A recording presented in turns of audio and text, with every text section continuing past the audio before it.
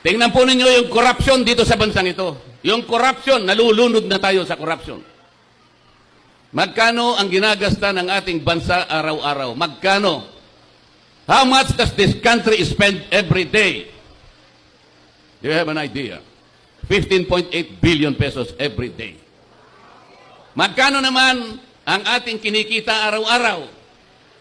11.7 billion pesos.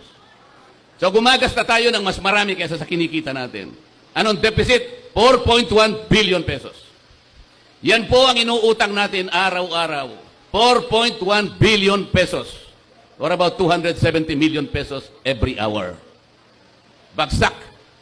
Magkano na po yung ating utang? 16 trillion pesos.